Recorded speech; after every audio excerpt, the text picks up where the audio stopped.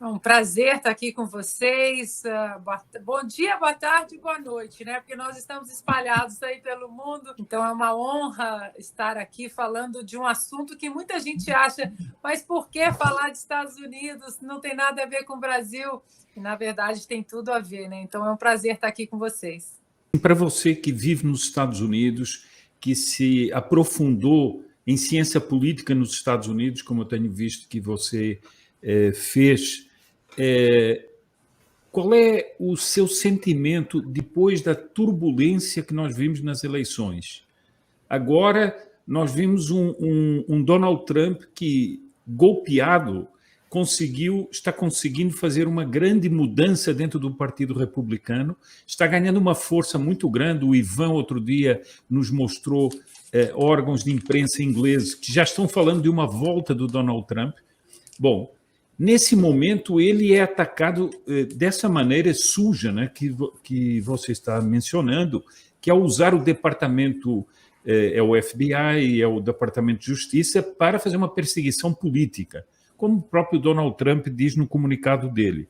E isso já aconteceu quando foi a famosa versão da colisão russa, né, em que o próprio Partido Democrata usou os meios do Estado para fazer isso. Como é que eu pessoalmente, digamos que estou de longe, considero uma espécie de terremoto da forma pela qual os Estados Unidos foram construídos, digamos assim, o que está acontecendo. É inaudito o sistema, o que aconteceu na eleição, e é inaudito o que está acontecendo agora. E eu li vários jornais da Europa, por exemplo, é o País da Espanha, em que eles ficam torcendo para que se encontre algum crime que possa levar Donald Trump à inelegibilidade.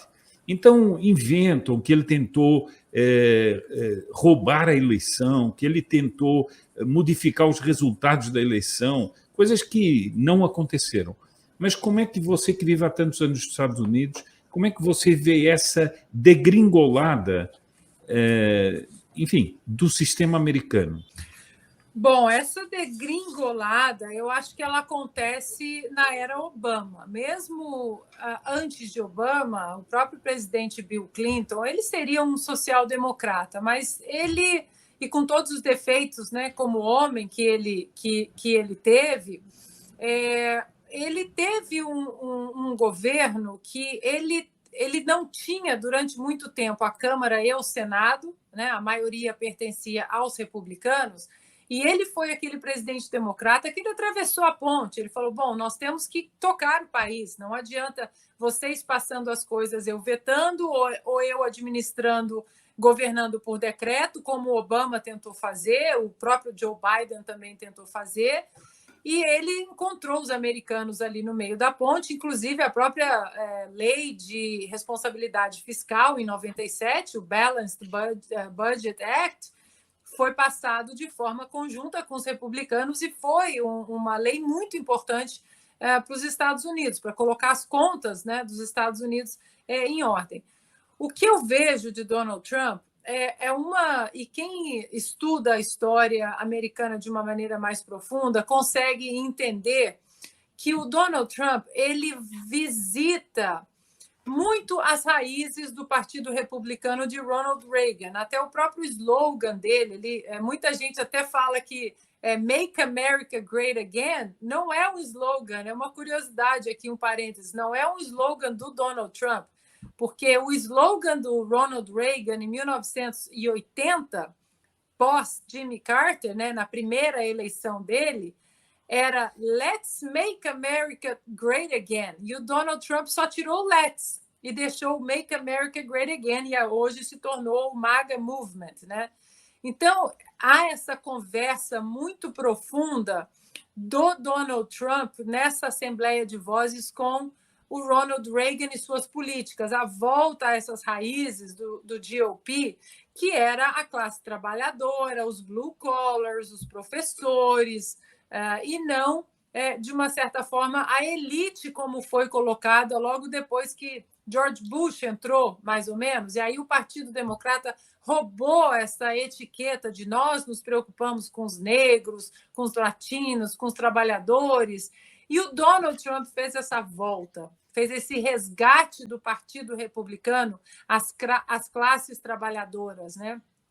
Realmente as engrenagens da nação, ao flyover country, ou seja, o país dentro das duas costas, porque hoje as duas costas elas são muito progressistas, eu diria até regressistas, porque de progresso essa gente não coloca nada, né? E são muito barulhentas, mas as engrenagens do país elas estão no meio do país, e esse meio do país hoje ele tem tido um contato muito orgânico com o Partido Republicano que o Donald Trump reformou. E aí, dentro desse contexto, o que o Donald Trump vem fazendo? Ele vem se preocupando, e aí é uma coisa que nós também devemos levar isso para o Brasil. Obviamente, há a preocupação da Câmara, do Senado, mas ele se preocupa muito com as eleições locais, né? Com os condados, com os xerifes, com os juízes, com os prefeitos, com os governadores. Eu acho que o ponto de virada muito importante para a gente ver que os democratas esticaram a corda demais nessa agenda radical de identidade de gênero, aumento de impostos, nós contra eles, negros contra brancos, héteros contra gays, enfim, e so on, foi a perda do governo da Virgínia dos democratas para os republicanos. Isso aconteceu no ano passado. E isso, de uma certa forma, era um estado que estava nas mãos dos democratas durante muito tempo e colocaram aí para rodar essa agenda, né, de doutrinação das crianças na escola. E, de uma certa forma, o americano nos estados democratas ele pode até ser um pouco, né, progressista, mas mexeu na economia e na família dos americanos, aí mexe numa espinha dorsal muito importante, e os democratas acabaram perdendo um estado importante para ele, um governo importante. Então, isso tudo, Sepúlveda, eu peço perdão por alongar, mas eu acho importante o brasileiro entender que o que Donald Trump vem fazendo é voltar essas raízes para a classe trabalhadora, para quem realmente, de fato, roda as engrenagens dos Estados Unidos.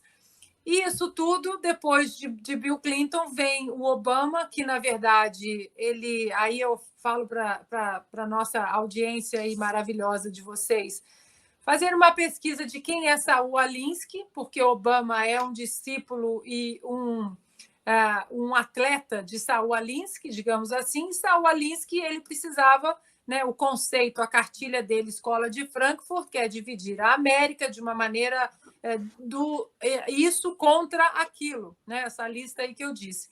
E o Obama implementou isso de uma maneira muito eficaz nos 8 anos na Casa Branca, com a embalagem de carismático, de fofo, de querido, yes we can, né? Mas a agenda do Obama foi uma agenda muito segregacionista, muito divisiva para o americano, e eu acho que até arrisco dizer que se não fosse o Donald Trump para ter cortado esse caminho pavimentado do Saul Alinsky, a América estaria numa situação até muito pior do que ela está hoje. Então, esse é o contexto todo, essa virada de chave para uma esquerda radical, essa aí eu coloco na conta do Obama.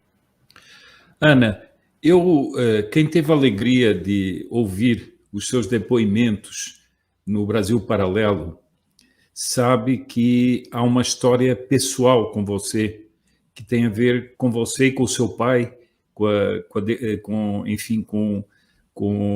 toda a atitude dele, que depois se tornou quase um lema, né, para você, e que levou você até colaborar com uma ONG nos Estados Unidos que tentava evitar que moças que estavam numa situação difícil abortassem. Depois você ajudou muitas mães aqui no Brasil numa situação semelhante, até foi madrinha de algumas dessas crianças. Bem, quem assistiu aos seus depoimentos não pode deixar de se emocionar com eles. Então, eu queria lhe fazer uma pergunta dividida em duas. A primeira é o seguinte: pessoalmente, enquanto pessoa que viveu esse drama, que depois nos Estados Unidos fez um trabalho nesse sentido, como você viu a decisão da Suprema Corte? E a segunda parte da pergunta é a seguinte: como você vê politicamente, aqui já é outra parte, politicamente, a ação radical dos democratas tentando, de todas as maneiras imagináveis e inimagináveis, dar a volta na decisão da Suprema Corte?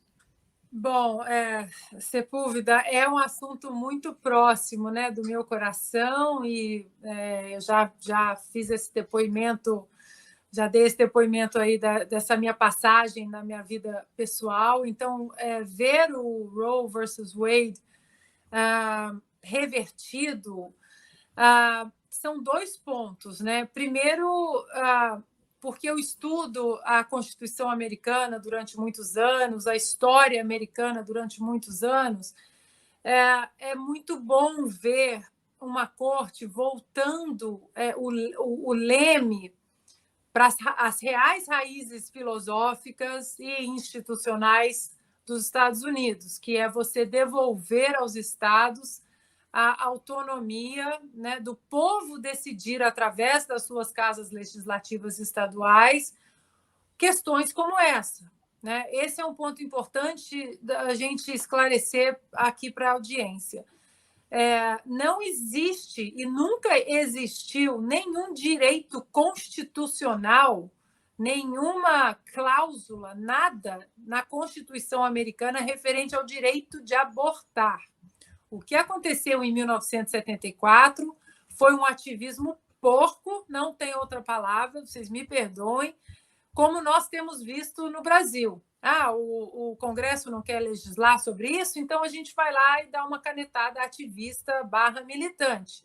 Era uma corte muito ativista e que esticou aí a 9ª emenda e a 14ª emenda, que falam a respeito da privacidade do cidadão americano, esticaram para a privacidade do corpo da mulher e colocaram esse direito que, na verdade, nunca existiu na Constituição. O que essa corte fez foi: volta para os estados vão decidir se a Califórnia quer passar, passe, se Oklahoma não quer passar, não passa. E isso é muito importante porque os pais fundadores, eles sempre ficaram preocupados, eles fizeram os princípios e os pilares da América, eles estão fundados em duas coisas: no medo de um judiciário muito mais forte do que os outros dois poderes e o direito do povo decidir. Isso ficou muito claro, né? O próprio Bill of Rights, a 10ª emenda, o Bill of Rights e a Constituição, eles só não passaram porque muitos estados, principalmente Nova York, dizem: espera aí, eu não vou deixar a vida do meu estado na mão de um burocrata lá em Washington. Então, eles colocaram esses filtros de uma maneira positiva, que o Joe Biden pode dar quantas canetadas ele quiser, né? Pode entrar um tirano em Washington, que os filtros que os pais fundadores colocaram vão proteger os estados de um tirano em Washington. Eu até costumo falar que o presidente americano ele manda muito menos do que as pessoas imaginam. Então, ver essa volta das raízes, dos pilares institucionais e filosóficos de volta aí ao prumo de onde não devia ter saído, isso é maravilhoso. Desde 1974, 63 milhões de bebês foram abortados, foram assassinados. Então, isso também é uma coisa que mexe muito comigo, porque dentro dessa ONG que você mencionou, Sepúlveda, eu recebi mulheres ali que estavam 26 anos, 27 anos, que estavam no 5º aborto, que usam as políticas de aborto dos estados, e aqui na Califórnia ela é muito abrangente, como você usa uma pílula anticoncepcional, um método anticoncepcional. Eu engravidei, vou lá e aborto. Eu engravidei, vou lá e aborto. É inacreditável. Eu voltei para casa muitos dias assim, arrasada, né, de ver, e muitas dessas meninas depois voltaram para o centro porque depois de casadas não conseguiam engravidar, ficavam férteis, então elas procuravam ajuda nas psicólogas que nós tínhamos lá. Então, esses dois pontos eles são muito sagrados, né, para o americano, né? A autonomia na mão do povo e a proteção à vida, porque a América é uma nação cristã. A Constituição ela é formada para uma nação, para um povo que tem uma moral cristã. A América foi formada porque houve uma perseguição religiosa, né, na Inglaterra. Então, o americano gostou disso. E por mais que os democratas queiram estabelecer que isso será um ponto ruim para os midterms, eu não acredito, porque os americanos querem exatamente o que a Suprema Corte fez, devolver o poder ao povo. É por isso que eu preciso abrir um parênteses aqui, só para fazer um pequeno paralelo, né, à nossa eleição no Brasil, agora em outubro. O eleito desse outubro vai colocar mais 2 ministros no STF em 2023. E é importante a gente frisar que em 2016, muitos cristãos e muitas pessoas votaram no Donald Trump sem gostar do Donald Trump, sem achar que Donald Trump era o mais presidenciável de todos os republicanos, mas votaram em Donald Trump, o chamado one issue, né? A single issue voter, aquele eleitor de uma razão apenas, votaram em Donald Trump exatamente pelas 3 nomeações para a Suprema Corte americana, na esperança do Roe versus Wade ser revertido. E agora, né, 2022, 6 anos depois daquela eleição de 2016, esse eleitor cristão aí colheu os dividendos daquele voto pragmático para defender a vida. E eu lhe pergunto uma coisa de 1 minuto. Você acha que essa emergência climática que virou um slogan, né, para todo mundo usar, ela pode ser usada para tentar, diante de uma eleição que seja altamente desfavorável para os democratas, eles usarem pós-eleição para tentar instaurar algo de um regime de exceção nos Estados Unidos ou não? Sim, acho e tenho falado que depois da pandemia, a próxima pauta para pânico social, exatamente para controle social, vai ser a questão climática. O mundo vai acabar, estamos em estado de emergência, a ameaça, antes era ameaça à democracia, não funcionou, aí vai ser ameaça à saúde, não funcionou, agora vai ser ameaça ao planeta. E basta olhar também aí o próprio ESG, né, a ESG. Eu escrevi um artigo na revista Oeste, para quem quiser entender um pouco mais o que é o ESG, essa outra agenda nefasta do ESG. Nós precisamos entender o que se passa. Lembrando também que nos últimos dias os democratas colocaram aí, né, nessas legislações que eles passaram, o aumento de 87 mil fiscais da Receita Federal. E o que nós, conservadores, acreditamos é que eles vão atrás dos conservadores, nas contas de banco, vão fuçar a rede social, vão fuçar os negócios dos conservadores e vão encampar, paralelamente, a perseguição. Já houve a perseguição política nos 4 anos, agora vai ser a perseguição financeira, vai ser a perseguição social, né? Então, esse contexto nós temos que também colocar um passo à frente, porque ele vai acontecer. Não adianta a gente remediar quando a fratura exposta acontece, tentar colocar um band-aid. Nós precisamos antecipar esses movimentos nesse tabuleiro. E eu acredito sim, Sepúlveda, o próximo caos planetário será o caos ambiental, exatamente por uma razão apenas, que é o controle social. E você tirar a decisão e a autonomia das ações e da responsabilidade do cidadão para que as ações sejam colocadas nas mãos dos estados, dos governantes. E, paralelamente a isso, o que vem também? A demonização da fé cristã, porque a partir do momento que você tira a fé cristã da vida das pessoas e instaura o caos, o pânico, seja de uma pandemia global ou ambiental, aí aqueles menos avisados, os desavisados, eles vão entregar o controle das suas vidas na mão do Estado.